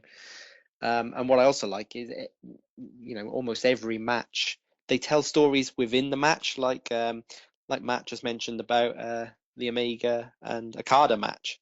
They tell a story within the match itself, which I think WWE wrestlers are not very good at doing, and it's what I'm hoping Lesnar and Goldberg are gonna be able to do at WrestleMania. I hope. I think there are some that really do it well. I think that Sami Zayn sometimes, where it looks like he's legitimately injured during a match, and you really believe it, and then obviously it shows that he's fine, and it was just kind of something to put his opponent off. And some people are really good at those little things that make a difference. Yeah, some of them can do it. Chris Jericho can do it. I've always thought Chris Jericho's been excellent at it. Ring psychology is hugely important today. And you go back and you look at the greats. Eddie Guerrero, he could sell a match like nobody's business. Shawn Michaels is exactly the same. The Rock, his mannerisms, his facial expressions, the way he clutched at his body, the way he writhed in pain, he genuinely sold it. I remember seeing clips from when Triple H went down to the old Performance Center when it was OVW, and he was doing an in-ring thing, and some guy got in the ring with him, and Triple H hit him, and the guy rocked back, and he said, "If you sold like that for me in the ring," he said, "you can guarantee the next punch is going to land square on your jaw." Because he couldn't sell, and you had to be able to do that, and that's all part of being able to tell a story within the ring. It's not just selling someone's finisher, it's not selling a high profile move, it's doing the little things that matter. And when you go back to talking about how the old school moves aren't there anymore, Dean Ambrose, his finisher's a DDT. Some people use that as part of their ordinary arsenal. This guy's made Dirty Deeds a finisher, a believable finisher. And the business has changed. I was listening to one of the things that the woke culture pro wrestling guys did, and they were talking about believability within the ring, and they referenced Hogan's leg drop, and how so many people had to kick out of this piss poor move, and they said the honky tonk man said it better himself. He said, "I could go out in the first match and earn $300, or I could take a leg drop and make 30. I think I know what I'm going to do." Yeah. And times have now changed. I do think there is a good example of ring psychology from a previous WrestleMania when Shawn Michaels fought Kurt Angle. They were showing it on one of the WWE specials that's on demand at the moment. Yeah. And the end of the match is Kurt Angle literally did an Olympic slam off the top. HBK is still kicked out. HBK hit the switching music. Angle kicked out. HBK got up to go for it again. Angle grabbed the ankle, put the ankle lock on for a good 5 minutes or so. And you could see the pain in HBK's face and endlessly grabbing at his knee, trying to force it off any way he could, until eventually he tapped out, and you knew it was a special moment, because everyone, even if he was supposed to be heel, was standing up applauding around the arena about how it had ended. Yeah, And it's that but shock that's factor. kind of the problem, isn't it? That we have to look back to when Shawn Michaels and Kurt Angle were wrestling to find a great example of it. Well, I Whereas, mean, you don't I've been get watching New that. Japan for 4 weeks or whatever, and there seems to be at least one match on every card that does it. I can give you an example from New Japan easily. You could go back to Look at WrestleMania 30. I'm sure it's WrestleMania 30. I'm probably wrong, but Taker versus it must be 29. Taker versus Triple H when Michaels was the guest referee. Takes the Sweet Chin unit, lands in the pedigree. Everyone thinks the streak's over, and he gets his shoulder up, and you've never heard a pop like it because you thought at that moment that's it, streak's gone. And again, we talk about wrestlers from the past. Michael's reaction then when he rolls back to the corner and he literally clutches at his hair because he cannot believe what he's just witnessed, and that's special, and that's a with Mania, that's a Mania moment. That is something that lives in the memory forever. Well, that's my favourite match of all time. Yeah, it's mine. I think when he did that, I think there was some kind of relief that he hadn't been an influence in ending it, considering the way that he retired. It kind of gave off a special emotional moment about it, really. There was a rumor, or I think HBK might have said it himself, that he was offered. Was he offered the match against AJ? Yeah. This year's WrestleMania. He denied it, and then he came out and admitted that he was offered it, but he stays true to his word. He retired. I think it's nice for once that a retired wrestler actually stays retired, because obviously we've seen a lot of them come back over the years, but surely that's a match that everyone would have loved to have seen. I think that's a nod to Taker as well, because of what they went through and those two matches that they put on, which were two of the greatest matches of all time from a WWE perspective. To do those two matches, to have then been a part of the Hell in a Cell match, to then come out of retirement to go to WrestleMania and face AJ, that's a bit of a kick in the teeth. And I think that maybe that's a nod to Taker to say, no, what we did was special and will live long in the memory. And nobody looks back at HBK's career and sees that it's been tarnished, where they do look at Flair's career and say that it's tarnished because he retired and then went to TNA 10 months later. Yeah, same with Mick Foley. Yeah. He went off to TNA, wrestled for a while, and that guy ruined the way he went out, because, to be honest, I didn't even like that he came back at WrestleMania that year. I thought it was such a special moment, him walking away down the steel cage tunnel at No Way Out. Him looking back on the crowd with thumbtacks up his nose, and just seeing the sadness in his face. I'll be honest, that was the event that got me into wrestling. Just watching that moment. You're Your referring explanation to just tugged at my heartstrings there. you're referring to WrestleMania 2000, aren't you? A McMahon and every corner. Yeah, I hated that so much. He wasn't supposed to be in it, was he? Who was the fourth person originally? I honestly don't know. No, It's going to bug me. Was it Jericho? I think it might have been because he debuted a few weeks after that, then, and they couldn't get him out of his WCW contract or something stupid like that. No, Jericho debuted in '99. Yeah, no idea then. Sure, it was Jericho, but I think it was because of the Steph angle. I'll take your word on it for that Who one. was it? Triple H, Big Show, The Rock. The Rock, and Foley. Yeah. I just remember it because Vince turned heel. We'll definitely have to revisit that one on a later podcast. I can definitely see one where we discuss our greatest wrestling memories. I think that would probably go on for hours and hours. Yeah. To kind of close off the WrestleMania discussion, we haven't touched on the women's or the women wrestlers at all, the female division. How do you think they've been presented this year considering the revolution that that we've just been through. Bunch of crap, to Yeah. be brutally honest. Charlotte's been like four-time champion in the space of 8 months. They've tried to do too much too soon with too much talent. Um, I think the SmackDown roster could feel hard done by that they've been moved to the pre-show. I think they've got a very good base of female wrestlers, and I'd like to think that Asuka will end up there. Um, when it comes to the Raw division, too many title changes. Um, this doesn't need to be a four-way. It should have been Bayley versus Charlotte if Bayley was going to go over. Charlotte keeps her pay-per-view streak intact.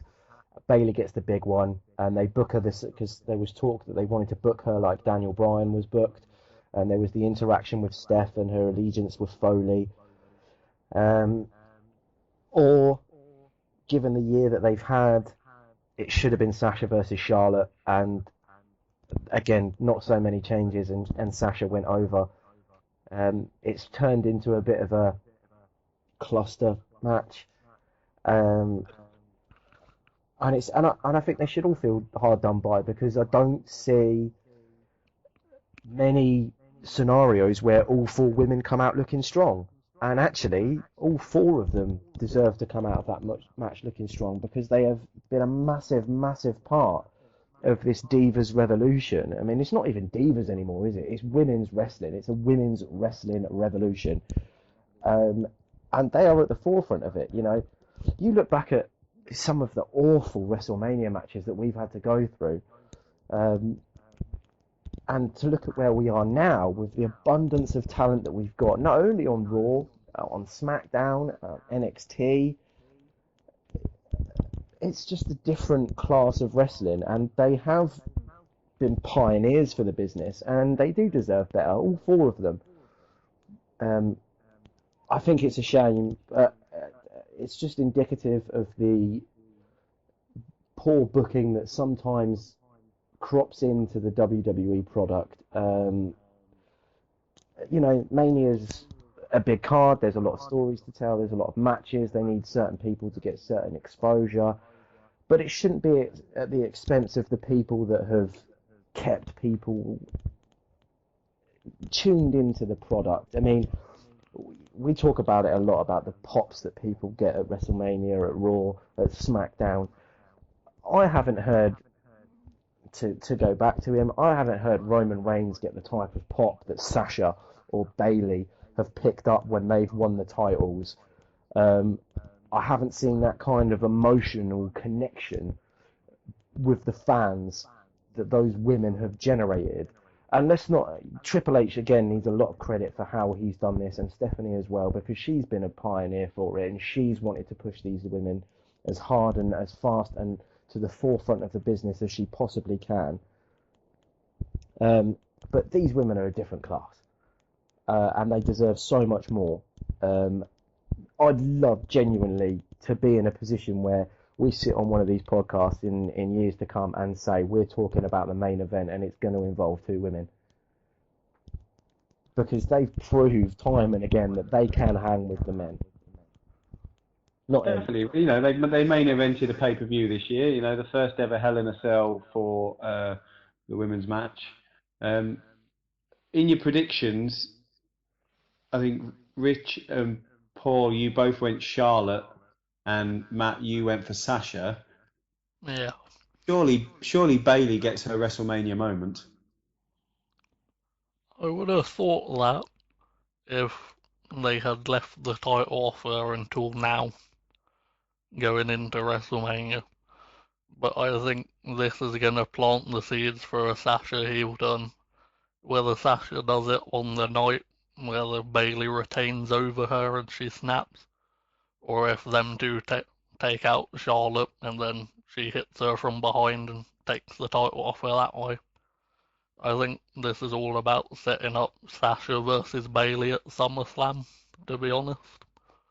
I think it's more a long-term vision rather than the payoff that they they deserved I think now. I think Bailey's got a shot at winning it. But I think because of the scenario in the matches and the various participants, there's 4 or 5 outcomes of this match. The processes of eliminations, whether Sasha turns heel on the night or whether she turns the next night. It's a difficult one to call. I can feasibly see Bailey and Charlotte being the last two, Bailey winning, and the next night on Raw she has a big celebration, she's having a Mania moment, and then Sasha turns. At the same time, I can see Bailey and Charlotte going at it. I can see Sasha and Charlotte going at it. As harsh as it sounds to Nia Jax, don't see her being involved. I think she could eliminate. I don't think she'll be the. Yeah, and I said when we did the test run last night, I can see her taking out Charlotte first. Charlotte being the first one to eliminated because it protects Charlotte. Yeah, if they have to have everyone take her out. Yeah. Then you've got Bailey and Sasha double teaming Nia, and then you've got the Bailey Sasha finish, and everyone wondering how's this going to end. Will there be an embrace? Will there be a hug? Will Charlotte turn? Will she turn the next night? And that's probably the best outcome we can hope for. But at the same time, I don't think. I know we've all picked someone, but I don't think any of us will be surprised if Charlotte, Sasha, or Bailey walks out of there with the title. I think Charlotte will crown a year where she has been the best wrestler on Raw, and I don't think anyone's come close, man or woman, to Charlotte this year on Raw. The only person who's come close is AJ Styles in the WWE, and I think she'll win the match. She'll finish it with Sasha Banks, kind of drawing to a close all that they've done this year. And part of me has a horrible feeling the way they were talking on Monday about how she'd become a 5-time champion or something, that they're going to go down and try and equal Ric Flair's record in about 2 years or something. Yeah, that wouldn't surprise me. Quite possibly. I think if WrestleMania is the place where the best wrestler for the last year gets what they deserve, then you would argue that Charlotte is that person, and so she should end the wrestling calendar year, so to speak, as champion again. Who then she would then go up against? Maybe you want to see her go into a feud with Nia at first, because those two haven't really done much together, and then that leaves Bailey and Sasha to kind of do their thing on the main show as opposed to NXT as they have in the past. There's lots of possibilities. Whether that's because it's been presented in the best light or not, that's questionable. But there's definitely a lot to keep you interested, I think, for that match. And it may be one that actually surprises us and does quite well in terms of how much we enjoy it. Going by your logic of, if this is the showcase of the Immortals and the best wrestler in the world over the past 12 months gets that moment, then I'm assuming we can all look forward to The Miz beating John Cena at Mania. Well, that was going to move. I was going to move on to that next. So Miz, arguably one of the standout performers in the last year. If anyone watches, the SmackDown product and talking smack afterwards, he's one of the reasons to tune in. It's absolute gold every week. It's a shame that he's not facing up against Daniel Bryan, but they continue to tease it, so we can all live in hope. Is this the match that The Miz deserves at WrestleMania? No. No. To be brutally honest, if I had my way, I'd have Miz versus Cena for the title. Sack off Bray versus Randy and just keep that as an in-house Wyatt family feud. That's how I'd have gone about it, to be honest. And does the fact that there's the rumor that John will propose following the match mean that he's destined to win, or could we see possibly Miz and Maurice win, but Cena then proposing afterwards? No, they'll do a love conquerors crap. I think it comes. I think there's two scenarios that play out here. Miz gets nothing by losing. Because it's the WWE, because it's John Cena, I've just got this vision in my head that the Miz will be on John Cena's shoulders, ready for the AA. Maurice will be in the Rack Attack. They'll finish them off. Big celebration. John goes down on one knee. Miz is buried again when he's been phenomenal. His in-ring work has improved. He's done great work over the past 12 months. But as a talker, he is without a shadow of a doubt the best thing on the product. And that's Raw, SmackDown, NXT. The guy is absolutely phenomenal. This was the guy that was a complete joke, that couldn't get a handshake from Triple H when he won his first title. And he's completely changed his whole ethos, the way he looks about it. He's just got this presence now, which, I have to admit, I'm really taken in by him as a character now. I think he's fantastic. And he doesn't get anything by losing.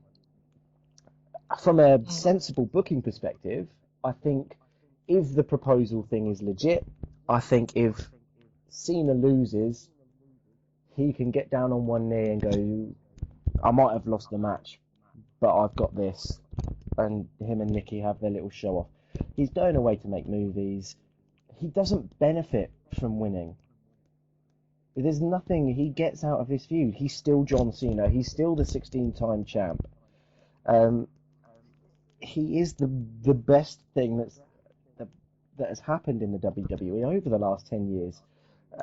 Through his Make-A-Wish work, his work ethic, the way he gets himself into shape when he's been injured, that he constantly tries to help other wrestlers get over in the same way that he does. He doesn't need a Mania payoff.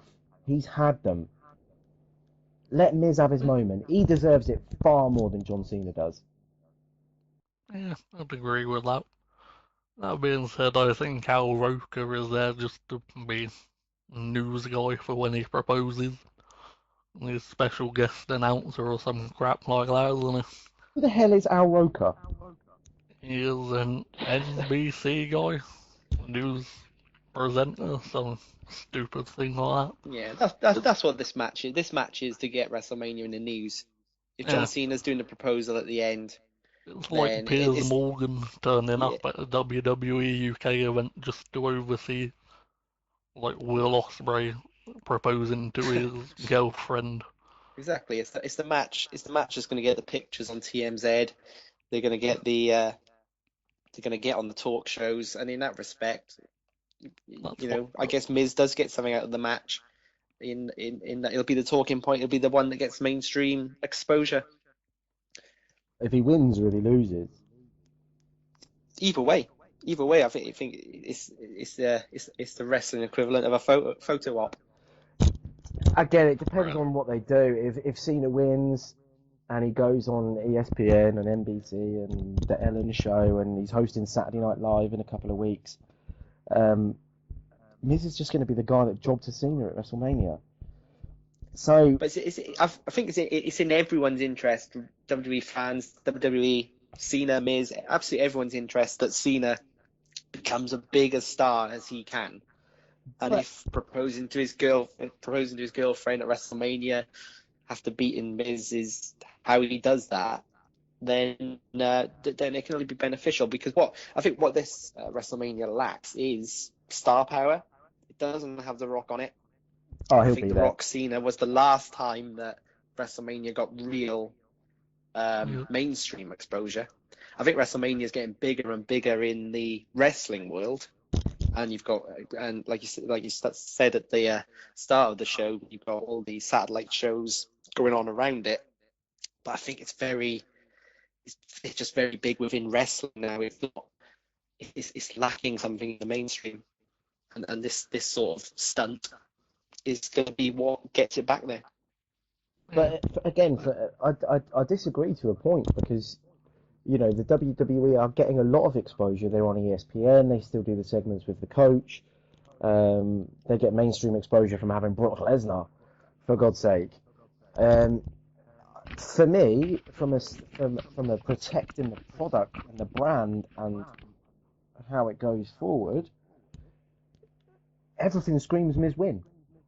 Miz beats Cena at WrestleMania, and then straight away he's on SmackDown, and straight away he's in Daniel Bryan's face. I've just beaten John Cena at WrestleMania. Give me my title shot. It's money. Yeah. It's people straight away back invested, thinking, yeah, Miz back to his awesome best.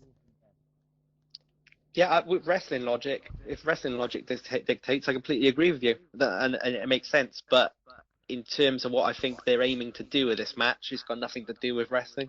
It's got nothing to do with how Miz looks on the next show, unfortunately. Well, they're trying to get their subscribers up for the stock exchange the day after, essentially. Yeah, I mean, I was reading the other day that I think they released their annual results to WWE, and their pay-per-view and network profits were down like $5 million or something year on year. So. But you say that it's not about wrestling and it's not about this, that, and the other, but look at the promos they've done. I mean, that promo the pair of them had on Tuesday, that's probably the best thing I've ever seen Cena do. From a talking perspective.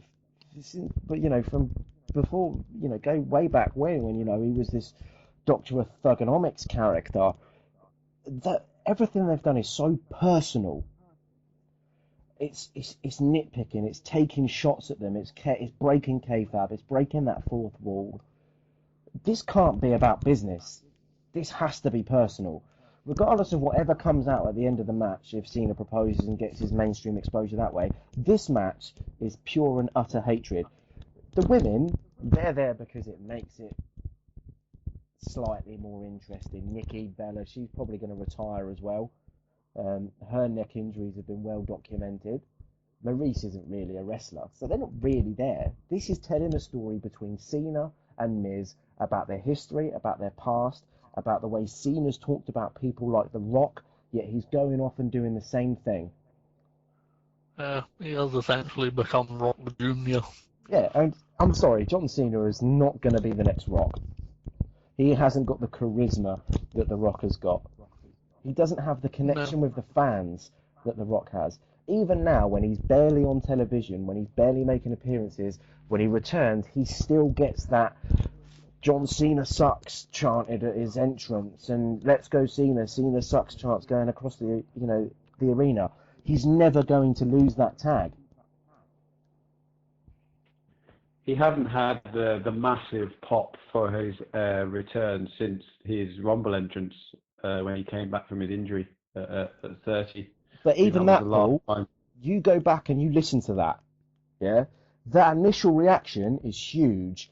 Then the boos kick in because everybody knew. Do you not think that's the fans? But their initial reaction is yeah, and then they think, oh crap, this is John Cena. We're meant to boo him, so let's do what we're meant to do. No, I think it's down to oh wow, John Cena's number 30. I thought he was injured. Shit, John Cena's winning the Rumble. Bollocks. I think these days just you get that reaction. That is it's fun. That is the reaction that John Cena gets in terms of pantomime. Same as when they're playing Kurt Angle's music now, people still chant "You suck." Nobody thinks he sucks. It's just that is the reaction now. I think Reigns will suffer from it for the rest of his career as well. Oh yeah, as soon as Roman, because fans like a pantomime. Yeah, as soon as Roman's music hits, you get a few cheers and then everyone starts booing. And then you see people in the crowd see how they're booing, I'll boo. And that's why until he turns heel, he probably won't ever get over because everyone's just following everyone else in the crowd going, if you're doing this, I'm going to do it.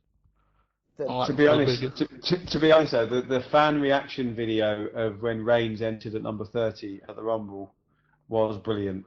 When everyone was like, come on, Nakamura, Balor, someone, and then his music hit. And yeah, people were legit pissed about that. Yeah. No, I thought it was quite clever by WWE, to be honest. Let's face it. At no point were they gonna bring out Nakamura or Joe. to be that, and whoever did come out was just going to be a big disappointment. So if you throw Reigns out there when he's already being booed, it's not really going to affect him that much. So I think Hey. it was quite smart on their part. If Santino had come out, I'd have marked. I still haven't gotten him not winning the Rumble or the Elimination Chamber. I would have liked to have seen Blue Teaster. That would have been good. I mean, it's one for another podcast, but there's so many things they need to change about Roman Reigns' character for him to get over. Whether they'll ever do it, I don't know. But yeah, he needs overhauling massively. Well, I'll definitely I'll look forward to putting a podcast together where we kind of pick 5 characters and how we would change them to get them more over or bigger as heels in WWE. I think that's definitely something we could do. Did you see Triple H's interview the other day about Roman?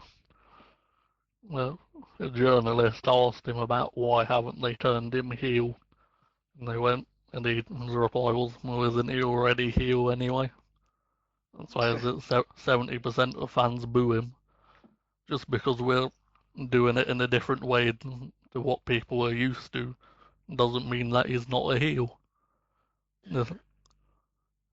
I know, but then they're not gonna be able to do the organic face turn with him like they did with The Rock. You know, where he was Rocky Maivia, booed out the place, turned him heel, and then organically everyone starts to like him because his natural charisma comes out. I don't think they can do that with Roman, and I think that's what they wanted to do, so that organically he would become the face that everyone likes. And I just don't think he's got that in him. But I'm also not sure whether or not Vince is going to change his plans. I think he's just going to push him to the moon. And I think that criticism can also be aimed at Seth Rollins. They wanted Seth Rollins to get the reaction that Batista got when he turned against Triple H, and they did it wrong. Yeah, definitely. We've pretty much spoken about the whole card. There's only one area that we haven't spoken about, and that's the tag division.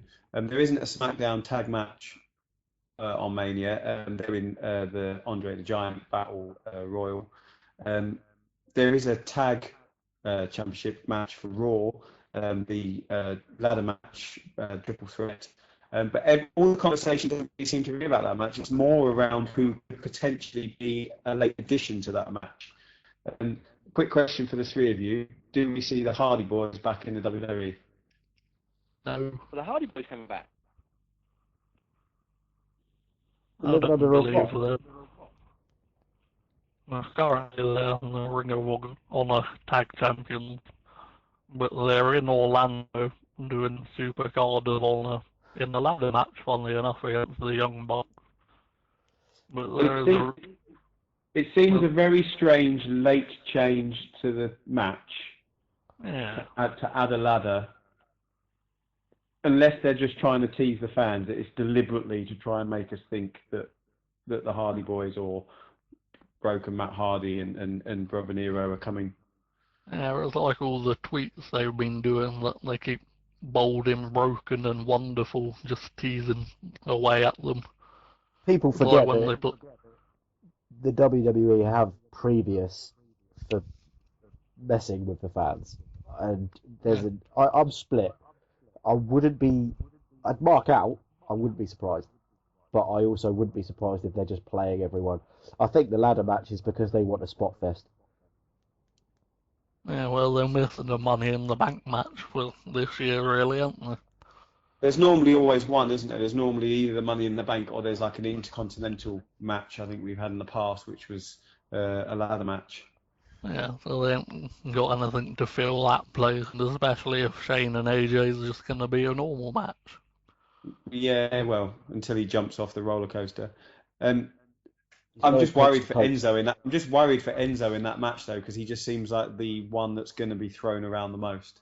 I saw an interview with that Triple H did, and he was talking about the one superstar that people have always asked him, why haven't you released him yet? And he was talking about Enzo, and he said he might. It's well documented amongst the IWC that he's not a very good worker, but he's gold on the mic. The problem they've got is that the shtick is getting old. I think they should have built this a lot better than they have. I think Enzo and Cass go over. I think they win the belts. I think they need it. But yeah, it should have been done a lot better. This should have been a massive, massive moment for them, and it's not going to be. And I think part of the reason for that is I know Vince is quite high on Big Cass. I know Kevin Dunn is high on Big Cass. I think they see a massive future for him. And I think that's why they've kind of gone soft on them actually being a tag team, because I think the sooner they separate them, and I think in terms of long term, I think Enzo becomes a mouthpiece for Cass. I don't know, I think in the long term Enzo would be suitable as a replacement on commentary. Yeah. Because I think he'd be amazing at commentary. Yeah, If, that's a really good shout. if they stuck him in NXT for 6 months like they did with Byron and Tom Phillips and Corey, I reckon once he had learned how to sell, I think it'd be bloody amazing. Yeah, because I think Cass can talk himself anyway. I think he's overshadowed by Enzo, but when he's had a chance to do it himself, I think he's come across well. Yeah, no, I think when Enzo got injured and Cass had to kind of do the shtick on his own, I think he did well. Rich, just for my own understanding, how are you spelling soft? SAWFT. Soft. Okay, I just wanted to see if you'd actually do it. I'll never do that again. Right? Ever. Okay, I think that brings us to the end of kind of the Mania card as a whole. I think it's been a really interesting conversation. It's an hour and 45 minutes that we've been discussing it, so it just shows how huge the card is. One of the things that people look forward to the most, almost as much as Mania, is the Raw afterwards. So on the Monday, and we've also got the live SmackDown on the Tuesday. Any surprises, any predictions that the three of you can see? Nakamura. Balor. I do think Shinsuke would actually be better suited to SmackDown, but I think he will end up on Raw and get lost amongst the crowd when they realise he can't talk English properly. Whereas I think if he was on SmackDown, they would be able to protect him from doing that, where just having him out there would be a Brock Lesnar kind of level experience, just for the matches he could put on. Do you think you put Nakamura with somebody who can do the talking for him? So could he get a Heyman or somebody like that? Bring Funaki out if they wanted, really, don't they? He's always there, isn't he? SmackDown's #1 announcer. Yeah, I think I agree with Matt. I think Shinsuke. I think if Balor doesn't appear at Mania, he returns the Monday night, and I'd wager a bit of money that Asuka turns up on SmackDown. Yeah, I think Asuka possibly loses against Ember Moon at Takeover, because that's like streak against streak. So I think they're really pushing Ember Moon on that one. And I love Ember Moon. She's great. And I said it yesterday on the test run. I think we've talked about, when you lose the title, you've generally got a rematch clause. But when it's 0 against 0, that first defeat, I think you don't need the rematch. You're done. Ember Moon's not ready to go up to the main roster. Asuka clearly is. And she could do a lot of good work on the SmackDown roster with, I think they'll put the title back on Naomi. She'll go in as the heel. And then she's got feuds with Mickie James, Becky Lynch, Alexa Bliss, Natalya. I think Asuka versus Natalya could be gold. Two excellent technical wrestlers. You'd be looking at, Charlotte Sasha type buy into that. So yeah, that's my prediction. I don't see any major male name turning up at SmackDown at the moment, because I think they've got enough going on in their product that they don't need anyone. Raw do. Raw are in desperate need of Balor and Nakamura to come and rejuvenate some of their divisions, especially as they're potentially losing Rollins. Jericho's going on tour. No, it's not. Every tour date he's got is for anything that isn't a Monday. Every tour date he has is Tuesday to Friday.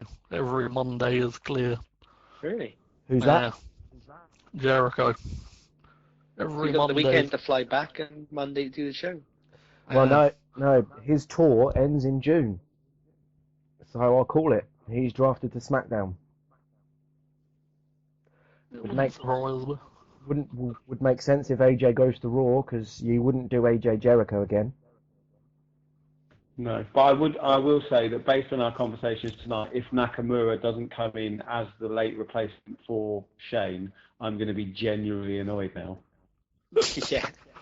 Sorry, Has mate. anyone at, It's as far as I know, it's been booked now and it's going to happen. And if it doesn't, I'm going to be seriously pissed off on Monday morning.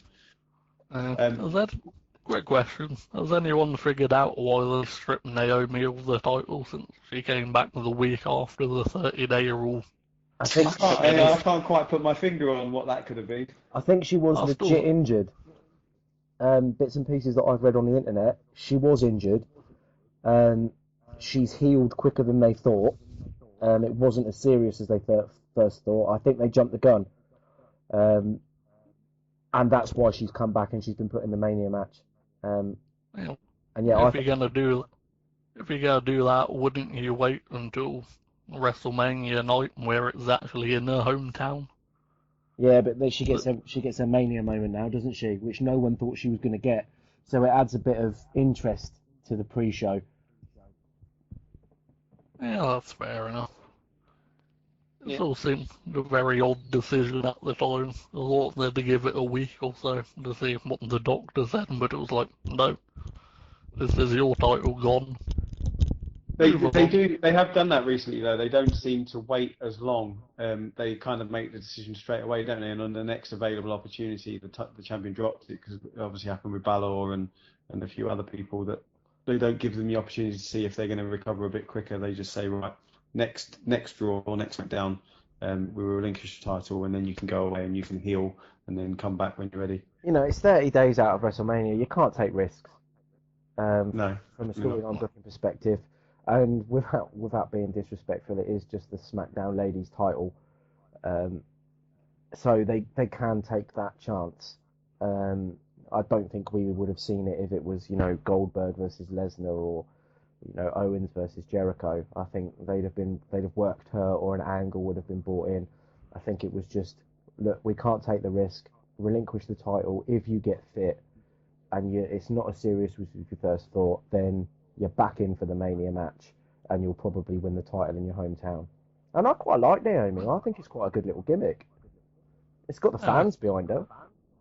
That being said, I don't think it would have made much difference if they had kept the title on her, because considering the matches against every possible SmackDown Women's Division wrestler, It was her they shoulder, could have. wasn't it? I think it was a knee or something stupid. Oh, I thought it was her shoulder, and if it was her shoulder, given what's happened to Balor and Rusev, you probably couldn't take the risk. Balor was out. Balor's been out for what, 10 months? Rusev's going to be out until SummerSlam at best. So it kind of makes sense. Look, history at the moment dictates that if it's your shoulder, you're in a bad way. Let's do the sensible decision, take the title off you, see where we go. Yeah, that's fair. That being said, I don't really think it's affected the match that much, considering essentially what we've got is a women's battle royal anyway for the title. Yeah. Have we actually got a champion? Is Alexa actually champion? Yeah, Alexa's champion because Mickey helped her, and Yeah. then she turned on Mickey. That's probably the only tiny bit of criticism you can offer. What they should have done is have her relinquish the title and then made the battle royale for the title. Yeah, well, at that point you could have left it the 30 days to see if she had healed. Yeah. But then a week before WrestleMania, if you turn around and say, okay, now you've got to relinquish the title, you've got 1 week to book a battle royale, and they've based it around, this is open to everyone. I know Kelly's back. Who's the other one? Oh God. can't think. There's another one. I can't think what her name is. But yeah, they've dragged in a few people. Well, that can only end well. Sadly, none of them are Molly Holly. Wasn't there a rumour that Lita was going to be involved, even if it was like 5-10 minutes? Well, yeah, that wouldn't be bad either. I think she's just done a performance on a show, isn't she? Not a WWE show, but I'm sure she's just performed in the ring somewhere. Yeah, I saw that. There was an indie show about a few miles from her hometown that she popped up at. Whether she's preparing for it may well be seen. Get a huge... Possibly. We'll see at the weekend. I'm going to leave the last prediction. I'm going to give to me, so I'm going to give myself the last word. I think that on Monday at Raw, Bobby Roode is going to make his debut in the main roster. I'll just leave that one hanging there. That's bold. Yeah, that's ballsy. Very. Do you know the thing that worries me about the Raw after WrestleMania, particularly this year? The crowd. Yeah, the crowd are always worrying. It's the fact that WWE, I think this is the first year they've started to make a big deal out of it. And they've started running shows on the network about the Raw after WrestleMania, and I think they've released a DVD. And I just get worried that when WWE start to kind of co-opt something that's kind of organically arisen as a result, and it is as a result of the fans on the night rather than anything else, is they kind of get a bit giddy and start to ruin it by building it up too much. You mean it suddenly becomes a bit like Sky Sports News transfer deadline day? Absolutely, yeah. Do you remember 2-3 years ago when the crowd did the Fandango chanting or Fandango dancing, and the WWE jumped on it and ruined it in about 2 weeks? 3 minutes. because We got in the chart here, didn't it? They can't leave stuff alone. And I think what makes it beautiful is a really, really kind of anarchic feel on the night, isn't there? And if the fans think WWE are in on it, they'll just chant CM Punk for 3 hours. Oh no, I can tell you what will happen. It's going to be Paige. It'll be Paige, Xavier. Yeah. And then following that, the IWC, knowing that they've got expectations, will probably turn it into a Corpus Christi style silence for 3 hours just to take the piss. Yeah. I think there's because there is this build around the Monday after WrestleMania. I think the crowd are out there, and yeah, there's an element. I do agree with what you're saying, Paul, but I also think that the WWE can't control it. You know, you go back to the Randy Savage chants, Jerry Lawler, JBL. They were law into themselves, and I think what the crowds at the Raws that followed WrestleMania have done is they've said, right, there's the benchmark, go and beat it. And I think that's what makes the Raw after WrestleMania so exciting, because you hear these chants and you think they're absolutely brilliant, and they do add so much to the show. Even if they're chanting, this is boring, we want Big Show, it's just funny, and the commentators struggling to keep a straight face. I can't see the WWE ruining this because it's the crowd, and they make the shows, you know, and I think it will be amazing. It's like when Corey pretty much ruined Baron on commentary, and all it came back to was Michael Cole laughing. Trying not to laugh as he advertised WrestleMania. Something about sharing inflatable friends with Bailey. Or when Aries is talking about his package. Yeah. Like, the only thing you have in common with Bailey is that your most meaningful relationship is with inflatable people. So I thought, just saw Michael faces Cole glaze over and mute his mic. And when he came back, you just hear him stumbling through the WrestleMania advert. Nothing will ever be as farcical as when Vince blew out both his quads as he came marching down to the ring and had to do all his piece sat in the middle of the ring. Still the best moment in Royal Rumble history.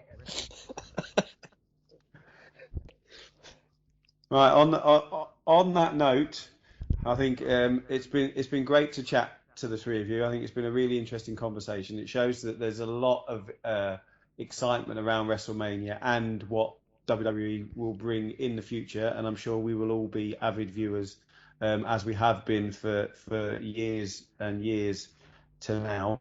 As I said up front, this has been the 5NerdsGo podcast. This is the first of our podcasts, hopefully the first of many. There's a lot of kind of social media content out there from us. So if you want to follow us on Twitter, have a look at the @5NerdsGo Twitter feed. We have a Facebook page, so please share and tell all your friends about us. We have a YouTube channel, so we'll post the details on there, and the podcast will be available on there and also across multiple other outlets. So without any further ado, I'll bid you all good night, and I'll thank you very much, and have a good one. Enjoy WrestleMania. Thanks, Paul. Good night. Good night. Have a good evening.